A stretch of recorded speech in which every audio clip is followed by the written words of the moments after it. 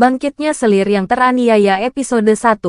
Kisah dibuka dengan Shen Xiaoxi yang sedang berjuang melahirkan anaknya. Bab 1. Shen Xiaoxi kembali. Sakit. Shen Xiaoxi sedang berbaring di tempat tidur berukir dengan perut buncit, berkeringat banyak dan merintih kesakitan. Namun, dia meraih spray itu dengan kedua tangannya dan menariknya sekuat tenaga. Bayi ini adalah bayi miliknya dengan Bai Meran. Setelah 7 tahun menikah, Bai Meran tidak pernah memandangnya karena wajahnya penuh bintik dan jelek. Sekarang, dia melahirkan anaknya, Bai Meran pasti akan memiliki pandangan berbeda tentangnya. Tiba-tiba, pintu dibanting hingga terbuka dengan suara bung. Masuklah. Terdengar suara dingin. Beberapa pelayan masuk, berjalan ke tempat tidur dan berniat membereskan wanita yang akan melahirkan bayi tersebut. Mereka mulai mengangkat tangan untuk melakukannya. Shen Xiaoxi memandang pria berpakaian brokat yang berjalan dari luar pintu. Sulit dipercaya. Bai Meran. Ini adalah suami yang telah dinikahinya selama 7 tahun. Dia telah mengabdi kepadanya selama 7 tahun. Shen Xiaoxi melindungi perutnya, lalu bertanya dengan terkejut dan ketakutan. Tuanku, kamu? Apa yang akan kamu lakukan? Bai Meran menatapnya tanpa kehangatan sama sekali, dan membuka bibir tipisnya. Dia telah setuju menikah denganku dan akan tinggal di istanaku. Tubuh Shen Xiaoxi menegang. Dia, apakah wanita itu? Bai Meran selalu menyembunyikan kenari cantik itu. Shen Xiaoxi tahu bahwa Bai Meran telah membesarkan seorang wanita di luar. Namun, selama ini wanita itu hanya ingin tetap tidak dikenal dan tidak ingin memasuki istana. Bai Meran dengan jijik melangkah agak mendekat dan memberitahunya secara pribadi. Shen Xiaoxi, aku tidak akan pernah mencintaimu. Ketika wanitaku setuju untuk memasuki istanaku, inilah saatnya bagimu dan aku untuk berpisah. Tapi, tuanku, kita telah menikah selama 7 tahun. Lalu, bayi dalam perutku juga adalah darah dagingmu. Lihatlah dia. Dia sedang berjuang keras untuk keluar. Dan dia akan memanggilmu ayah di masa depan. Ucap Shen Xiaoxi gemetar. Bai Meran melihat tubuh terbaring itu, melirik perutnya. Ekspresinya tidak tergerak, dan dipenuhi rasa jijik.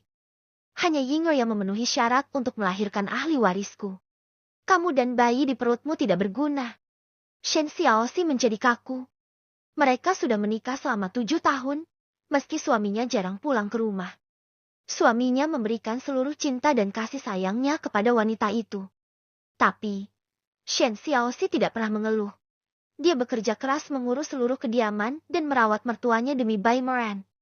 Bahkan makanan sehari-hari dimasak dengan tangannya sendiri, dan pakaian sehari-hari dicuci dengan tangannya sendiri. Dia berpikir bahwa selama dia berbuat lebih banyak, suatu hari dia akan bisa mendapatkan sedikit kasih sayang dari suaminya. Namun, pada akhirnya, setelah 7 tahun penuh cinta dan dedikasi, yang dia dapatkan hanyalah kata perpisahan. Hanya karena wanita itu ingin menikah dengan suaminya dan memasuki istana. Apakah dia dan bayi dalam perutnya akan mati? Pada saat ini, suara lemah dan tertekan terdengar. Kakak, pergilah dengan tenang. Aku pasti akan menjaga Ahran atas namamu. Mengikuti suara itu, sosok anggun wanita itu melangkah masuk. Dia mengenakan gaun kasa putih dan tatanan rambut yang digelung rapi berhiaskan jepit rumbai permata, yang membuatnya tampak murni dan menawan. Piu pemata Shen Xiaoxi langsung menegang. Yinger. Dia adalah Shen Ruying. Saudari yang dia selamatkan dari salju ketika dia berusia 3 tahun dan sudah dianggap seperti keluarga dekat. Tapi, sekarang dia memegang mesra tangan Bai Meran dan mengucapkan kata-kata itu. Shen Xiaoxi menyadari sesuatu dan bibirnya bergetar. Bagaimana mungkin? Bagaimana bisa kamu? Dia banyak berpikir. Namun, dia tidak pernah menyangka bahwa kenari cantik yang dipelihara suaminya di luar istana dan membuatnya menjanda selama 7 tahun ternyata saudarinya sendiri. Kenapa bukan aku? Ahran dan aku saling jatuh cinta. Dalam 7 tahun terakhir, Ahran telah bersamaku ketika dia jauh dari istana. Dan Shen Ruying berjalan ke arahnya dengan wajah anggun dan baik hati. Mencondongkan wajah ke telinganya lalu berkata dengan suara yang hanya bisa didengar oleh 2 orang. Inilah hutangmu padaku, Shen Xiaoxi. Kamu menjemputku dari salju. Kamu seharusnya memberiku kehidupan yang baik dengan pakaian bagus dan makanan enak. Tapi kamu membuatku hidup dalam kemiskinan dan membuatku menanggung reputasi sebagai anak angkat, yatim piatu, dan bajingan tak tahu terima kasih selama 19 tahun. Semua orang mengatakan bahwa aku harus berterima kasih padamu karena menyelamatkanku. Tapi aku lebih baik mati di salju daripada hidup dengan konyol. Shen Xiaoxi merasakan sakit yang tumpul di dadanya. Shen Ruying sebenarnya berpikir begitu. Gadis kecil yang dibesarkannya selama 19 tahun. Dia sudah menganggapnya sebagai adik perempuannya sejak dia masih kecil. Tetapi sebenarnya, sangat membencinya. Shen Ruying tidak memberinya kesempatan untuk berbicara. Wajahnya yang lembut penuh keganasan. Aku menjadikanmu janda selama 7 tahun, hanya untuk membiarkanmu mengalami penderitaan hidup.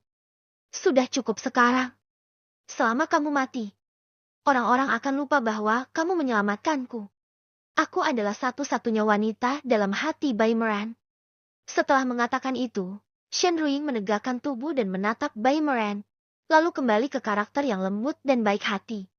Ah Ran, tolong, kamu bunuh kakakku secepatnya dan berikan dia akhir kehidupan yang bahagia. Jika dia hidup, dia akan menanggung sakitnya perceraian dan diejek oleh dunia. Bayinya yang lahir akan menjadi yatim piatu. Aku benar-benar tidak tega melihat kakakku menjalani kehidupan seperti itu. Kata-kata Shen Ruying penuh dengan kekesalan dan sakit hati. Air mata tidak dapat dikendalikan dari matanya saat dia berbicara. Ketika Bai Meran melihatnya menangis, wajahnya yang biasanya dingin menjadi tertekan. Baiklah, Yingge. Aku akan menuruti permintaanmu. Dia menatap pelayannya dengan tatapan. Bunuh. Pelayan yang memegang sebotol racun berjalan menuju Shen Xiaoxi. Shen Xiaoxi buru-buru melindungi perutnya dan berhenti dengan suara serak.